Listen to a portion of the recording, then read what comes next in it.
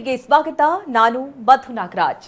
ನಾನು ಶಮಂತರಸ್. ಈ ಕ್ಷಣದ ಪ್ರಮುಖ 20 ಸುದ್ದಿಗಳನ್ನು ನೋಡೋಣ ಬನ್ನಿ.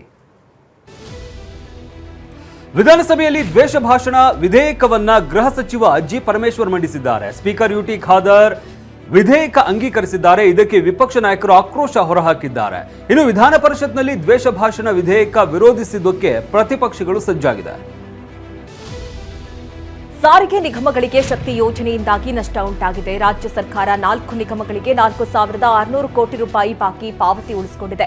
ಈ ಬಗ್ಗೆ ಸದನದಲ್ಲಿ ಚರ್ಚೆ ಆಗ್ತಾ ಇದ್ದಂತೆ ನವೆಂಬರ್ ತಿಂಗಳ 4 ನಿಗಮಗಳ 441 ಕೋಟಿ ಬಾಕಿ ಹಣ ರಿಲೀಸ್ ಮಾಡಲಾಗಿದೆ. ಇನ್ನು 4,006 ಕೋಟಿ ಹಣ ಹಾಗೆ ಬಾಕಿ ಉಳಿದಿದೆ.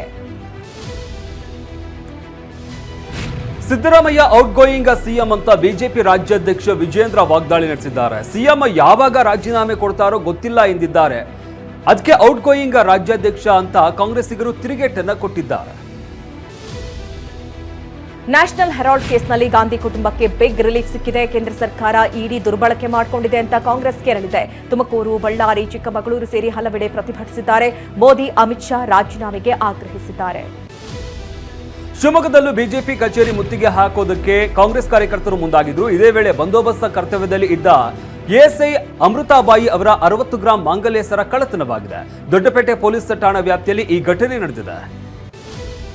ಹಿಂದೂ ಮುಖಂಡ ಮಹೇಶ್ ಶೆಟ್ಟಿ ತಿಮರೋಡಿಯನ್ನ ಮತ್ತೆ ದಕ್ಷಿಣ ಕನ್ನಡ ಜಿಲ್ಲೆಯಿಂದ ಗಡಿಪಾರು ಮಾಡಲಾಗಿದೆ. ಈ ಹಿಂದೆ ರಾಯಚೂರು ಜಿಲ್ಲೆ ಮಾನ್ವಿ ಸರಹದ್ದಿಗೆ ಗಡಿಪಾರು ಮಾಡಲಾಗಿತ್ತು. ಈಗ ಮತ್ತೆ ಗಡಿಪಾರು ಮಾಡಿ ಪುತ್ತೂರು ಸಹಾಯಕ ಆಯುಕ್ತೆ ಸ್ಟೆಲ್ಲಾ ವರ್ಗೀಸ್ ಆದೇಶಿಸಿದ್ದಾರೆ. ಧರ್ಮಸ್ಥಳ ವಿರುದ್ಧ ಷಡ್ಯಂತ್ರ ಪ್ರಕರಣದ ಆರೋಪಿ ಚಿನ್ನಯ್ಯ ಶಿವಮೊಗ್ಗ ಜೈಲಿನಿಂದ ರಿಲೀಸ್ ಆಗಿದ್ದಾನೆ. ಜಾಮೀನು ಸಿಕ್ಕು 24 ದಿನಗಳ ಬಳಿಕ ಮಾಸ್ಕ್ ಮ್ಯಾನ್ ಚಿನ್ನಯ್ಯಗೆ ಜೈಲಿಂದ ಬಿಡುಗಡೆ ಭಾಗ್ಯ ದೊರೆತಿದೆ.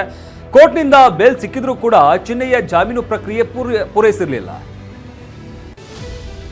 19 ವರ್ಷದ ವಿದ್ಯಾರ್ಥಿನಿ ಮೇಲೆ ಸಾಮೂಹಿಕ ಅತ್ಯಾಚಾರ ಮಾಡಿರುವ ಆರೋಪ ಕೇಳಿಬಂದಿದೆ. ಬೆಂಗಳೂರು ದಕ್ಷಿಣ ಜಿಲ್ಲೆ ಮಾಗಡಿ ಠಾಣಾ ವ್ಯಾಪ್ತಿಯಲ್ಲಿ ಘಟನೆ ನಡೆದಿದ್ದು ವಿಕಾಸ್, ಪ್ರಶಾಂತ್ ಹಾಗೂ ಚೇತನ್ ಅರೆಸ್ಟ್ ಆಗಿದ್ದಾರೆ ಅನ್ನೋದು ಗೊತ್ತಾಗಿದೆ. ಪ್ರೀತಿಸುವಂತೆ ಬೆಂಗಳೂರಿನ ರಾಮಮೂರ್ತಿ ನಗರದ ಇನ್ಸ್ಪೆಕ್ಟರ್ ಹಿಂದೆ ಬಿದ್ದಿದ್ದ ಮಹಿಳೆ ವಿರುದ್ಧ ಹಲವು ಆರೋಪಗಳಿವೆ. ಶ್ರೀಮಂತರಿಗೆ ಗಾಳ ಹಾಕ್ತಾ ಇದ್ದ ವನಜಾ ಅಲಿಯಾಸ್ ಸಂಚನ ಗುತ್ತಿಗೆದಾರನಿಗೆ ಹನಿ ಟ್ರ್ಯಾಪ್ ಮಾಡಿದ್ದ ಆರೋಪ ಎದುರಿಸ್ತಾ ಇದ್ದಾರೆ. ಬಾಗಲಕೋಟೆ ನಗರದ ಹೊರವಲಯದಲ್ಲಿರುವ ಎಲೆಕ್ಟ್ರಿಕ್ ಅಂಗಡಿ ಬೆಂಕಿಗಾಹುತಿಯಾಗಿದೆ. ಸಿಮಿಕೇರಿ ಬೈಕ್ ಪಾಸ್ ಬಳಿಯ ಶಾಪ್ನಲ್ಲಿ ಬೆಂಕಿ ಕಾಣಿಸಿಕೊಂಡಿದೆ. ಅವಘಡದಲ್ಲಿ ಲಕ್ಷಾಂತರ ರೂಪಾಯಿ ಮೌಲ್ಯದ ಎಲೆಕ್ಟ್ರಿಕ್ ವಸ್ತುಗಳು ಸುಟ್ಟು ಭಸ್ಮವಾಗಿದೆ. ಕೋಲಾರದ ಗಲ್ಪೇಟೆ ಪೊಲೀಸರು ಅಕ್ರಮವಾಗಿ ಸಾಗಿಸ್ತಾ ಇದ್ದ ಪಡಿತರ ಅಕ್ಕಿ ಗೋಧಿಯನ್ನ ವಶಕ್ಕೆ ಪಡೆದಿದ್ದಾರೆ. 2 ಕ್ಯಾಂಟರ್ಗಳಲ್ಲಿ ಪಡಿತರ ಅಕ್ಕಿ ಗೋಧಿಯನ್ನ ಸಾಗಿಸಲಾಗ್ತಾ ಇತ್ತು. ಖಚಿತ ಮಾಹಿತಿ ಮೇರೆಗೆ ದಾಳಿ ಮಾಡಿದ ಪೊಲೀಸರು ವಶಕ್ಕೆ ಪಡೆದಿದ್ದಾರೆ.